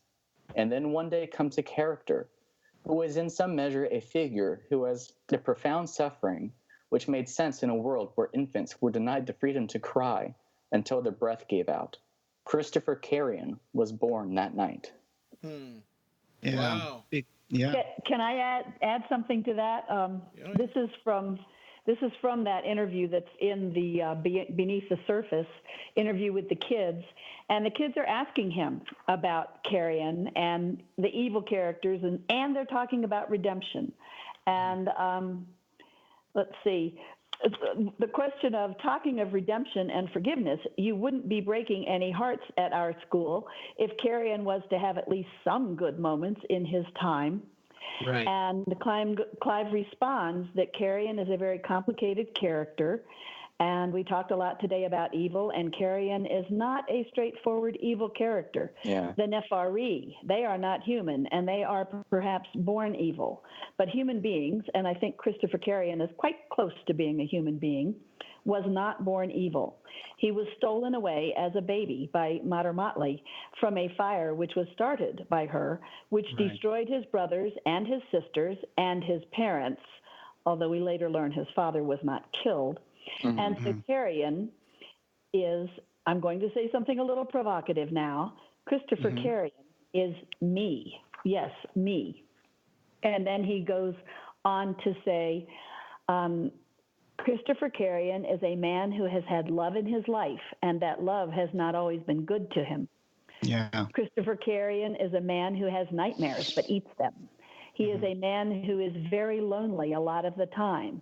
He is a man who people look at very strangely sometimes, and they are very quiet around him. If Carrion were on a conference call with, say, some school in Alaska, probably the people at the other end would be very quiet. I'm joking. Carrion is intimidating. He is frightening. But as you very well know, behind closed doors, Christopher Carrion is sad and alone. Yeah. And Christopher Carrion wants very much to be redeemed. He just doesn't know how to be redeemed. So, and then as such a powerful one of you quote. said, read book 3. Yeah. I will. Oh, go ahead, Jose. I was just going to say the reason why I haven't read book number 3, and I think this is hard to explain, but was because I read book 1, I loved it, and then 2 years later I bought book number 2, so I reread book number 1, and then I read book number 2. And then book number 3 came out 7 years later, and I was like, okay, now I have to read book number 1 and 2 again so I can read book number 3. And so I thought, you know what, I'll just wait until all the books are out, and then I'll read the whole thing, which probably I need to break down and read book number 3 because I don't know when book number 4 is going to come out. And it's the only book by Clive that I, a host of the Clive Barker podcast, have never read that particular Clive book. And it's hard to explain. It's stupid. I don't know. I have to read it. But in the same interview that you were talking with the class, of course, he also has a paragraph I'd like to add, which is still relating, I guess, to Carrion in a bit. He says, we're not born evil any more than a dog is born evil. If you take a puppy at the age of 8 weeks when they're weaned and you beat that puppy and you're mean to that puppy and you reward that puppy when it does something bad, it'll be a bad dog. Yeah. It'll be an evil dog. If you're kind and gentle to that dog and you're loving to that dog will be kind and loving. Yes. And what happened to Carrion when he said the word love for the first time as a child is that his grandmother sewed his lips shut for a whole day. You know, sometimes you hear stories like, oh, when I was a kid, I said a curse word, my mom stuck soap in my mouth. In this case, Carrion got his lips stitched together. And he's been raised to be like that. So in some ways, he's a very violent man. He's a very mean man. But it's just because that's the environment that he was raised in. Yeah, he does fall in love, right? He does have that feeling, that capacity. So he's not above redemption. Yeah, I think that the fact that he proclaimed love at all it is cause to think that he could lead to redemption. Right. My only question is it really love? Because, you know, we know that the idea of love or the idea of infatuation can lead some people to self-victimize themselves. You know, I particularly recall, you know, people who complain that, you know, we're living in a culture right now that has shootings, unfortunately. And sometimes these school shooters are people who have a warped sense of what they're owed in terms of love. So in that case, it's a very selfish kind of love, right? They want to own someone. They don't really want to have an equal. They want to have someone who will fulfill their desires without having to fulfill the other person's desires. So in that sense, I think that Carrion is kind of manipulative, and his idea of love may not be as pure as we think. No, that's fair. That's fair. Well, no, I agree with that. However, in his letters, you know, this long series of letters between him and Princess Boa, he says, I will change. I will even change my appearance so that I won't look like I look now. And we will bring peace to the Abarat, and there will be no more war between night and daytime. And again, is he just being manipulative, or is he being obsessive? Right. Has he decided that Boa is going to solve all of his pain and all of his suffering, and so he must have her because he sure transfers that over to Candy right away. Yeah. Deciding that she's a gift that has been brought to him. Yeah. You know? And before he even knows who she is, he already wants her. You know, he wants her as almost like a property. So and it's that's not why about the pyramid key, even though most all of his underlings kind of think, well, she's not important. It's the key that you really want. Yeah. But it's not so much about that. I mean, he wants that too, but... And he might have recognized... Yeah, go ahead. Well, we don't get a chance to find out whether he actually would have made those changes had he been able to get together with Boa. Perhaps he would have. Maybe he would have gotten out of the clutches of his loving grandmother. Oh, I shouldn't say loving, should I? It's a tainted love. It's just so fascinating. And as we're doing, you can discuss these from so many different directions. Yeah. And, of course, here's Candy trying to figure it all out. Yes. Where do you guys... Since I haven't read book 3, so I don't think it's fair for me to say that, but where do you guys see the story move in the next few books? Anybody wants to take that chance and play God a little bit with Abarat and tell us what you think is in the books for Abarat? Silence. I know. I know. This wait and see. I mean, I don't. Yeah. Okay, that's a fair answer. You know, I mean, sometimes when you're talking about a series, people want to know. People have their own ideas about what's going to happen to this character, what I would like to see happen to this character, or where the story's going. But I understand with Clive, it's like you're always on uncharted territory when it comes to what's going to happen in the story. Yeah. You never know, right? Yeah. Yeah. Which of us is going to try to read Clive Barker's mind? Yeah. Yeah. He has indicated that, you know, a love for Candy will become important. And of course, that character, I guess, Gaza has come in and she has become at least infatuated. And I don't remember, it's been too long since I read the third book. I don't remember where that has gone. And then, of course, a lot of the fans, and my students used to say this too, they wanted to see something happen with her and Malingo, and something happened between her and the John brothers. Yeah. But we just don't know. We just don't know. I think I've seen a fan art from Abarat where they try to ship together Malingo and Candy and all that stuff. So I think it's inevitable because they're the ones taking this journey together. And people, even Clive, you know, opens the book number 2 with a painting of Malingo and Candy together. You know, almost like an American Gothic, an Abarathian Gothic of sorts. Yeah. And I have to say this, and I can't remember this perfectly, but at one point in time, I made the comment that it seemed just totally right, and my students felt that it was totally right, that Candy and Malingo should get together. And he sort of, and this I believe was a phone call, it might have been a text, but his comment was something along the lines of, but Malingo's like kind of a lizard guy.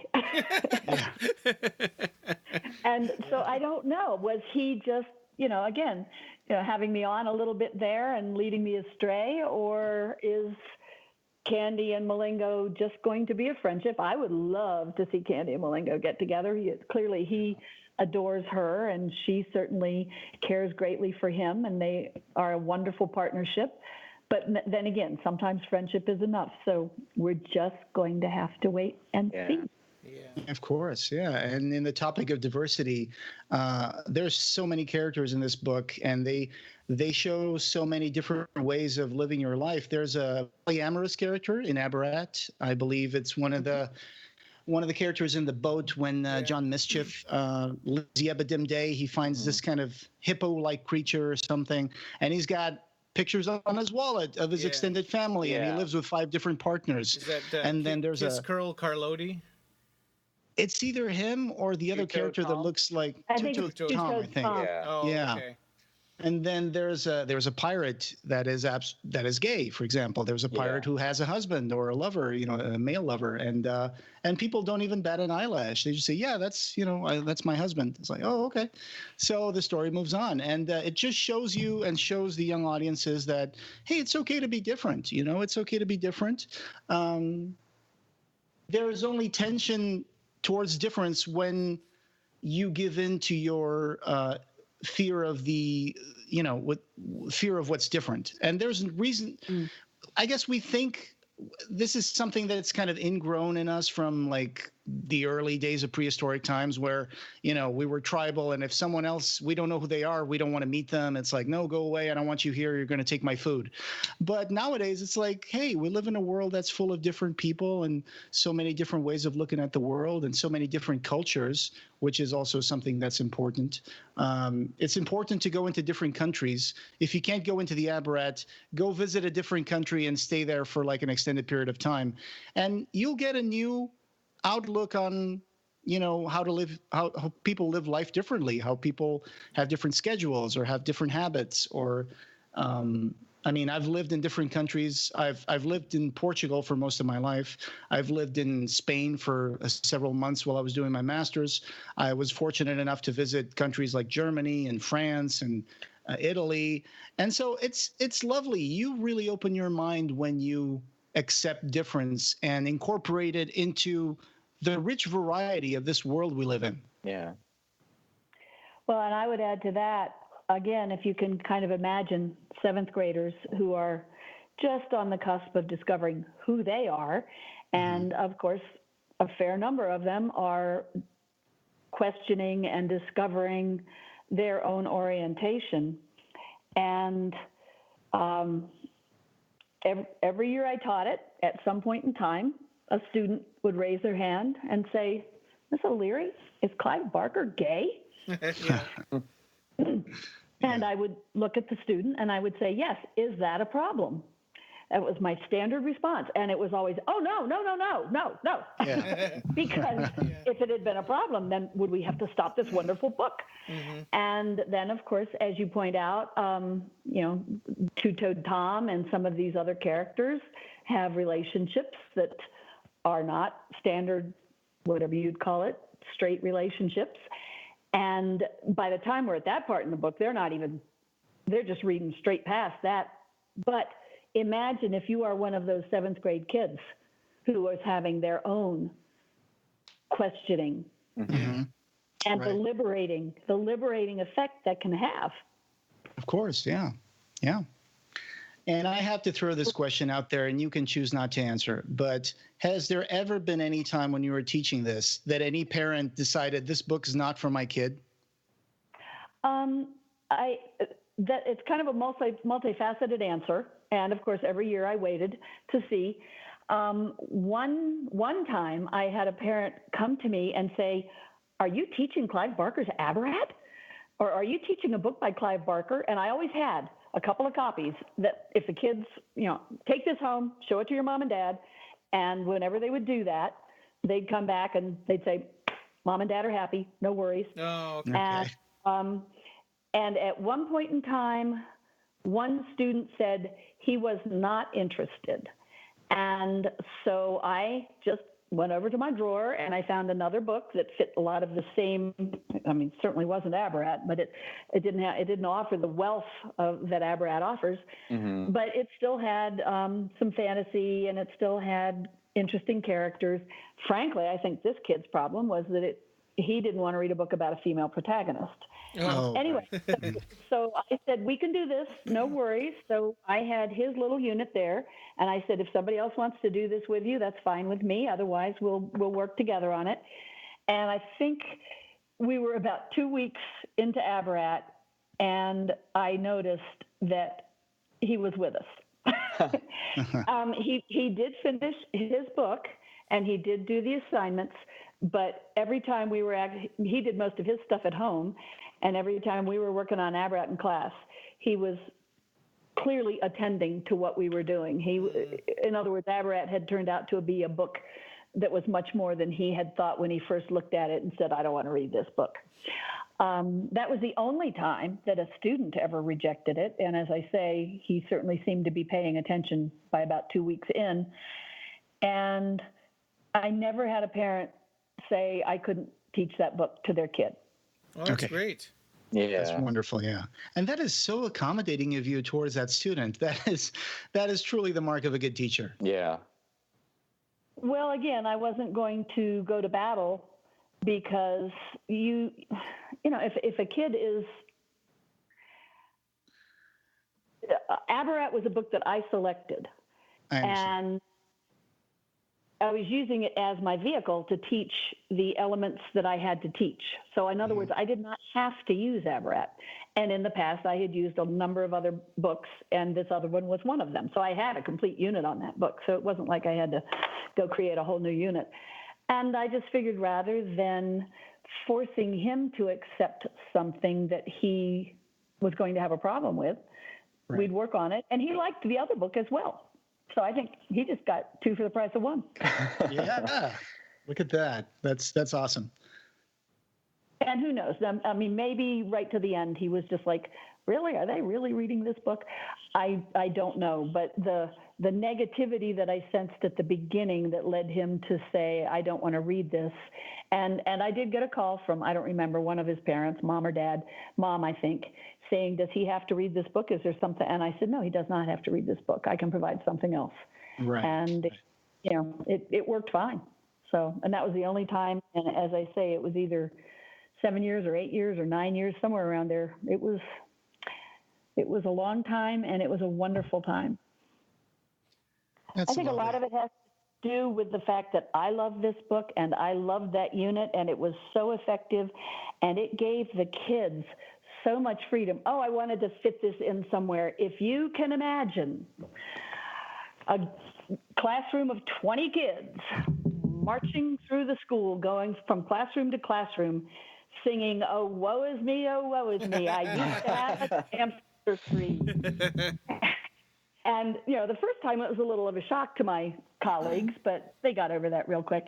And every year, when I would say, I'm starting Abarat, so anticipate, and we would be able to go out in the hall where they would work on their projects, and they would do puppet shows and videos and skits, and one group of kids did an entire, it's certainly not as big as the triptych of the beautiful moment, but it fit on a great big bulletin board. So it was that big of the beautiful moment where they drew each of the islands, and it's just incredible good artwork. Cool.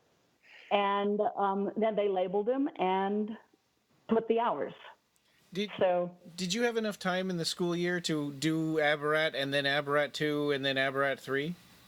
I had copies, and kids, well, because, as you can well imagine, I had kids who were not waiting. Mm-hmm. So I said, well, we are working through this book. It was a classroom project because we were reading orally so that they would see the pictures as we were working through it, and so that we could stop at leaps of faith or the arriving of conflicts and discuss. And I said, so you're going to participate in this, but there's book 2 and book 3, and if you want to go on your own, you can. And okay. So no, I didn't teach the other 2 books because this unit, I want to say, took about 3 weeks, and that was really all I could devote to a single novel unit because there's so much to cover during a year. But if you can imagine reading the book out loud, sharing all these ideas, they each made their own folder. I'd provide them with the folders of, do you know what these little, you can get them in all different colors. They're a little kind of a cardboard cover, and they've got a pocket on both sides. Right. And then the 3-ring thing in the center. So each kid would get one of those, and that was their Abarat folder, and they would get the unit outline and a black and white printout of the beautiful moment map, and then all of the lessons would be in that notebook. And by the end, I never had a kid lose their notebook. They loved them. So that's such a lovely lovely way of teaching. I had teachers. They were okay. Portuguese teachers. I had one in particular who was a Catholic priest, and I don't know. It depends on how you approach a book. If you approach a book from like a rigid perspective, that's just going to be about grammar and themes, and here's the cliff notes, and this is going to be in the test. It might even, in some ways, even if the professor is a good professor, if a person gets like this cold surgical approach to a book, it may actually put some kids off of reading. I know that big classics are usually problematic for people because they're like, yeah, I learned it in school, but have you ever read it as an adult? It's like, nah, I read it in school. It's the Grapes and it kind of puts them off. But especially older books, right? Older books that some kids may not even understand certain references or the habits of the time when the book was written. So that's wonderful when teachers find really amazing books and approach them in a way that's constructive and organic and who knows, maybe you got a bunch of little Clive Barker fans out there and now they're anxiously waiting for book number 4. Yeah. Oh, yes. No, they definitely are. And actually, I interrupted myself. The mom who said, "Are you teaching a book by Clive Barker?" And I said, "Yes," and I was just kind of waiting. And she said, "He's my favorite author." That's awesome. So nice. So, it was so cool. Oh, that's great. She was so thrilled that he was doing young adult writing because he has so much to offer. So, Amazing. Cool. Do you guys have any closing things you want to bring up? I got one. I posted on Twitter that we were going to be doing this episode and asked if anyone wanted to put in their comments or anything. I got one comment from Pete Messling, and he says, Abarat is the most beautifully illustrated book I have ever held. And I couldn't agree more. I mean, if there's any... Every single time somebody that I know says, who's Clive Barker, the first thing I hand them is either Imaginer or Abarat, I think Abarat is a collection of all aspects of the imagination. It's prose, it's poetry, it's paintings, it's philosophy, mythology, all encompassed under one cover. And it's the true essence of Barker. And if we're all books of blood, as Clive once said, then I believe that the singular book Clive would be is that of Abarat. That's beautifully said, and I agree 100%. Oh, thank you. And you ended up becoming between us, you're probably the biggest collector of Clive Barker original art at the episode today because you fell in love with Clive Barker's art through Abarat, correct? Yes. As I said earlier, Abarat was the first time I'd ever seen Clive's art. I didn't really have access to the internet or anything. So I knew that he illustrated Thief of Always. I'd seen his ink sketches, but I'd never really seen his paintings. Right. And so I own one large painting, one 48 by 60 painting that's in Abarat 3. And then all the rest are smaller drawings and sketches and paintings. That is amazing. That is amazing. You got to start somewhere, and you started off on the right foot. That's wonderful. And Ryan, you ended up having a picture of an Aberrasian baby. Yes. Right? Yeah. Because at one point you asked Clive to make a drawing for Joey, was your child, and he wasn't even born yet, but Clive made a drawing to the kid in the wings. To the boy in the wings, yeah. Yeah. Oh, that's wonderful. Yeah.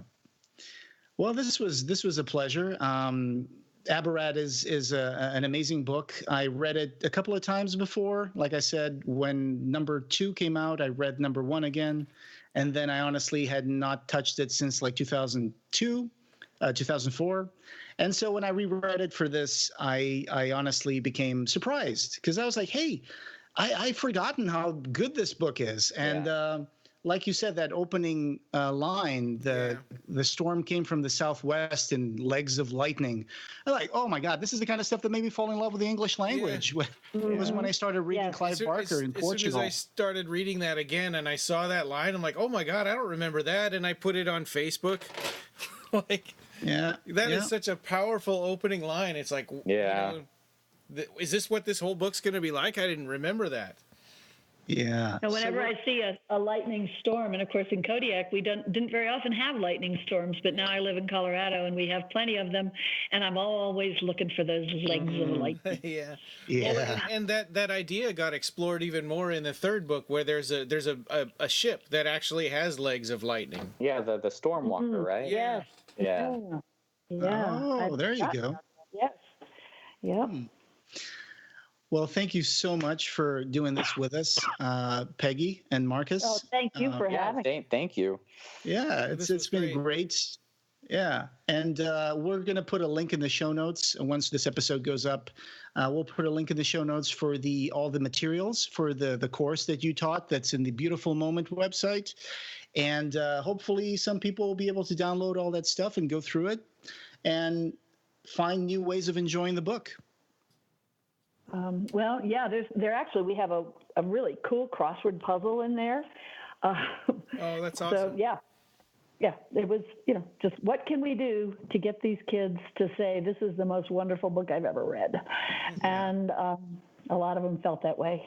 Yeah, and I'm sure I did create a lot of Clive Barker fans. I'm sure you did, and fans of Mike Cassian bug wrestling. Of course.